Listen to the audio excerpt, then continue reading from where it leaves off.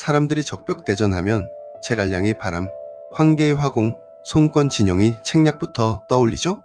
영웅들의 눈부신 활약에 진실이 가려져 있습니다.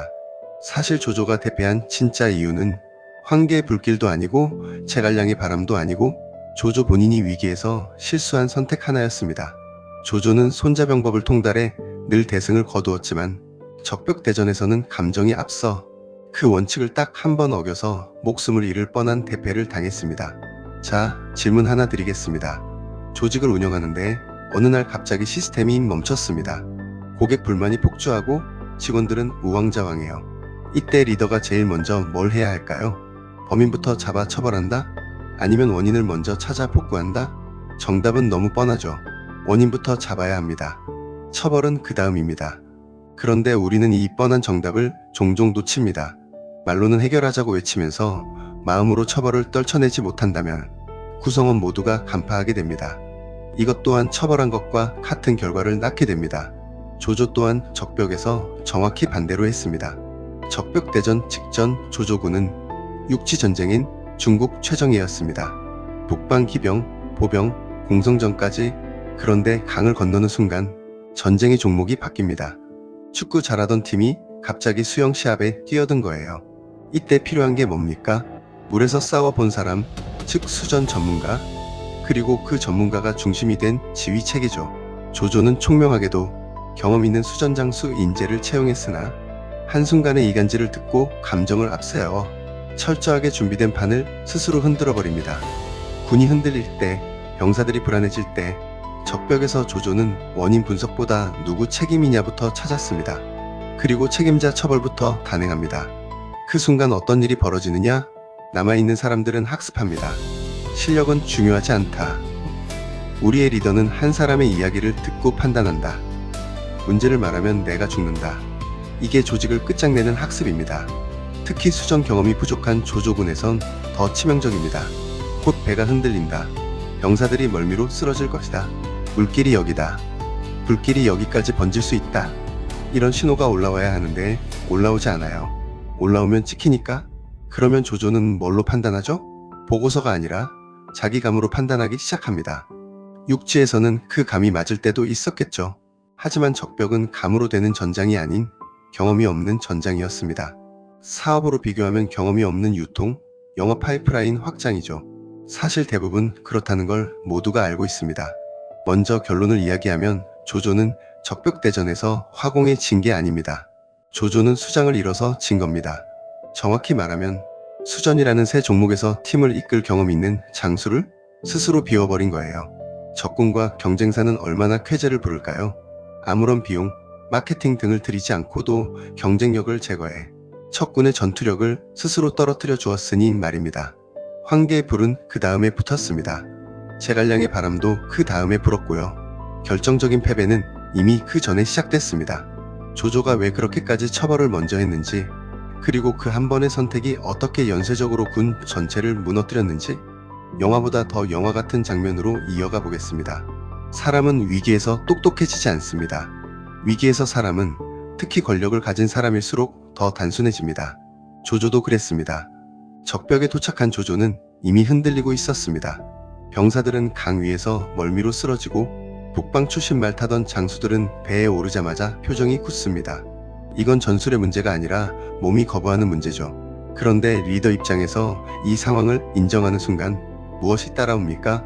내 판단이 틀렸을 수도 있다는 고백입니다. 이 고백이 너무 아프면 사람은 보통 다른 걸 선택합니다. 인정 대신 통제. 통제 중에서도 제일 빠른 통제는 처벌입니다. 누굴 한 명 본보기로 치면 일단 조직이 조용해지거든요. 조조는 그 조용해지는 착시를 택합니다. 여기서 비극이 시작됩니다. 원인을 파고들어야 할 타이밍에 책임자를 잡아내기 시작하면 보고 체계가 무너집니다. 왜냐하면 실무자들은 바로 계산합니다. 지금 사실을 말하는 건 해결이 아니라 욕만 먹는다. 그 순간부터 조직은 문제를 숨기기 시작합니다. 멀미가 심해도, 배가 불안정해도, 물길을 몰라도 올라오는 보고는 그럴듯하게 포장됩니다. 괜찮다, 할만하다, 된다. 이 세 단어가 위기에서 제일 무서운 말이 됩니다. 그리고 조조군의 치명타는 조조가 수전 초보라는 사실입니다. 육지에서는 조조의 감이 통할 때가 많았겠죠. 하지만 강 위에서는 감이 아니라 경험이 필요합니다. 물에서 싸워본 사람이 지금 이건 위험합니다 라고 말해줘야 합니다. 그런데 처벌부터 앞서면 그 말을 할 사람이 사라집니다. 정확히는 살아있는 부하 수장들도 입을 닫습니다. 수전의 수장이 공기처럼 증발합니다. 그럼 이제 남는 건 뭡니까? 조조가 혼자 판단하는 배치, 혼자 내리는 결론, 혼자 강행하는 일정입니다. 이때부터는 어떤 전술이 오든 취약해집니다. 제갈량의 바람이든 황계의 화공이든 그건 마지막 트리거일 뿐입니다. 이미 조직은 결박돼 있습니다. 배가 결박된 게 아니라 생각이 결박된 상태였습니다. 적벽의 진짜 공포는 불이 붙는 순간이 아닙니다. 불이 붙기 전에 아무도 지금 멈춰야 합니다. 이렇게 해야 합니다. 라고 말하지 못하는 순간입니다. 조조는 스스로 조직 문화를 그렇게 만들었고 그 순간 조조의 적벽은 끝났습니다. 조조가 왜 문제 해결 대신 책임자 처벌로 선회했는지 그 심리와 조직 붕괴의 순서를 딱 4단계로 쪼개서 마지막에 이간질에 속은 조조가 아니라 자기 조직을 속이게 만든 조조라는 결론까지 들어보겠습니다. 첫째, 신호가 왔는데 대수롭지 않게 넘겼다. 해보지 않은 유통, 영업, 물류, 새로운 시장에 대한 패키지, 디자인, 규격 등 경험이 부족한 전장에 참전하는데 이 전장에 경험이 있는 수장을 참수한 순간부터 이건 이미 새 전쟁이 시작된 거였죠. 육지의 상식이 무너지는 신호가 왔는데 조조는 그 신호를 기세가 꺾인다 정도로만 해석했습니다. 수전이라는 영업 경험이 없으니 그곳에서 보내는 위험 신호의 크기를 완전히 간과했던 것입니다. 문제를 문제로 인정하지 않으면 해결책은 시작도 못합니다. 둘째, 원인을 제거하는 대신 사람을 제거했다. 위기에서 리더가 제일 쉽게 할 수 있는 행동이 처벌입니다. 딱 한 명을 베면 조직이 잠깐 조용해지거든요. 그런데 그 조용함은 안정이 아니라 공포입니다. 공포는 보고를 끊습니다. 보고가 끊기면 리더는 현실이 아니라 자기가 듣고 싶은 말로 판단합니다. 이때부터 조직은 진짜로 망합니다. 적이 아니라 내 내부에서 망하는 거예요. 셋째, 전문가가 사라지면서 지위가 비었다. 조조군의 치명적 약점은 수전 경험 부족이었고 그걸 메우려면 물을 아는 사람이 중심에 서야 했습니다. 그런데 처벌과 공포가 먼저 작동하면 물을 아는 사람은 입을 닫거나 뒤로 숨습니다. 결국 조조는 강 위에서 가장 중요한 자리를 공석으로 만들어버립니다. 배를 묶어 흔들림을 줄였다는 얘기는 유명하지만 그보다 더 무서운 건 생각이 묶였다는 겁니다. 어느 타이밍에 배를 풀어야 하는지도 모르고 누군가 이 일을 포착해도 말할 수 없는 환경의 조직이 된 것입니다. 이제부터는 아무리 말하라고 외쳐도 아무도 말하지 않습니다. 넷째, 마지막 한 방은 전술이 아니라 확인 사살이었다. 여기서 화공이 오든 바람이 오든 이간질이 오든 그건 결정타가 아니라 확인 사살이에요. 이미 내부에서 판단 체계가 죽었기 때문에 외부 충격 하나에 한꺼번에 무너집니다. 그래서 적벽의 불길은 원인이 아니라 결과에 가깝습니다. 불이 군대를 태운 게 아니라 먼저 타버린 건 보고 체계와 지휘 체계였어요. 우리도 똑같이 무너질 수 있습니다. 회사도, 가정도, 모임도 위기 때 원인부터 잡지 않고 사람부터 잡으면 그 순간부터는 문제가 해결되는 게 아니라 문제를 해결할 수 있는 방법이 숨겨집니다. 그리고 숨겨진 문제는 어느 날 불처럼 번집니다.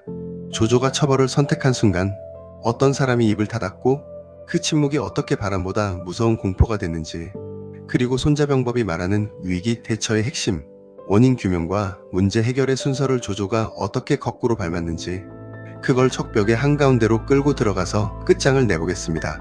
조조가 척벽에서 놓친 건 사람의 입입니다. 위기에서 조직이 살아남는 유일한 길은 나쁜 소식이 위로 올라가는 길을 열어두는 건데 조조는 그 길을 스스로 막아버렸습니다. 상상해보세요. 강 위에서 북방군 병사들이 멀미로 쓰러집니다. 노를 젓는 손이 풀리고 가판은 미끄럽고 장수들은 배만 타면 얼굴이 새하얘져요. 이때 누군가가 말해야 합니다. 지금은 전투가 아니라 적응부터 해야 합니다. 배의 속도를 늦추고 배 운용을 다시 짜고 물에서 싸우는 규율을 새로 세워야 합니다. 즉 회사의 경우 기존의 영업 방식과 시스템을 수정해야 합니다. 그런데 조조 진영에서는 그 말이 건의가 아니라 죄가 돼버린 순간이 있었어요. 책임부터 묻는 분위기. 한번 처벌이 나가면 그 다음부터 사람들은 문제를 말하지 않고 숨기게 되죠. 그리고 문제를 숨긴 조직은 뭘로 움직이느냐? 희망으로 움직입니다. 근거 없는 자신감, 듣기 좋은 보고, 숫자, 푹 불린 희망회로, 즉 사기, 그걸 리더가 먹기 시작하면 끝입니다. 조조는 강 위에서 그걸 삼켰어요. 그래서 계속 밀어붙입니다. 빠르게, 더 빠르게. 이 속도가 원래 조조의 장점이었겠죠. 그런데 적벽에서는 그 장점이 독이 됩니다. 수전은 속도가 아니라 균형이고, 균형은 경험 많은 전문가가 알고 있습니다. 여기서 결정적 장면이 나옵니다. 배를 묶어 흔들림을 줄였다는 얘기 다들 알죠. 그런데 그 묶음은 단지 배만 묶은 게 아닙니다. 사고방식도 같이 묶었습니다. 한번 묶이면 방향 전환이 늦어져요. 위험 신호가 와도 즉각 분산을 못합니다. 그러면 어떤 전술이든 한 번에 크게 맞아요. 화공이 들어오면 불이 번지고, 연기가 차면 공황이 오고, 공황이 오면 지휘가 끊깁니다. 이건 전술의 문제가 아니라 지휘 체계의 문제입니다. 그리고 조조군이 특히 치명적인 이유가 있었습니다.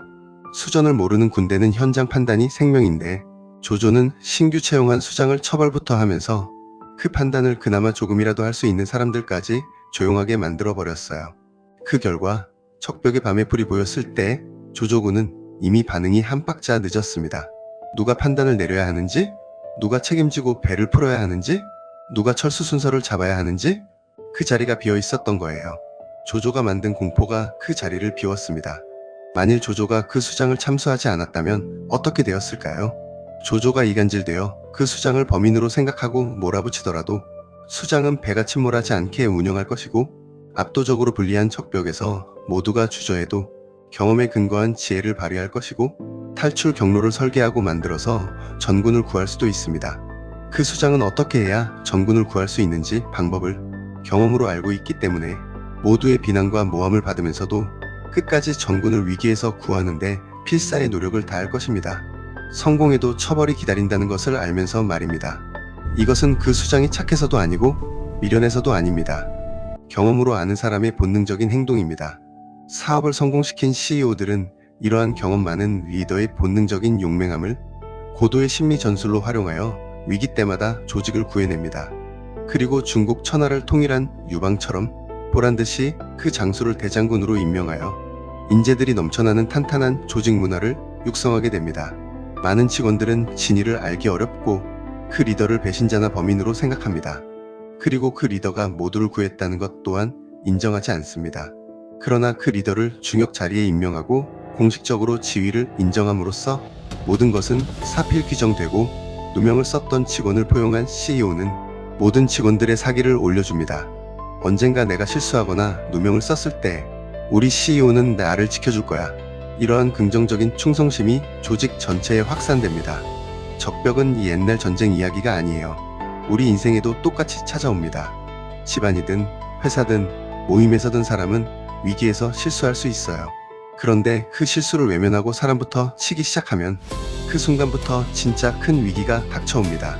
문제는 사라지지 않고 숨어서 자랍니다. 그리고 어느 날 바람 한 번, 불꽃 하나에 한꺼번에 터집니다. 적벽의 교훈은 단 하나입니다. 위기 때는 범인을 잡기 전에 원인을 잡아야 합니다. 그 원인을 찾는 것을 경험 많은 수장에게 맡기는 것이 상책입니다. 그 수장이 범인으로 지목되었더라도 마찬가지입니다. 처벌은 마음이 시원해질 뿐 전쟁을 이기거나 사업을 성공시키지는 못합니다. 그리고 손자병법을 통달한 조조는 그것을 누구보다 잘 알던 사람이었는데 감정에 앞선 나머지 그날만은 끝내 지키지 못했습니다. 이 영상을 누구에게 제일 먼저 보내고 싶으세요? 지금 사람부터 잡는 상사가 떠오르십니까? 부하 직원이 떠오르십니까? 아니면 스스로가 떠오르십니까? 댓글로 아래 단어를 남겨서 선언해보세요. 위기 원인 기회.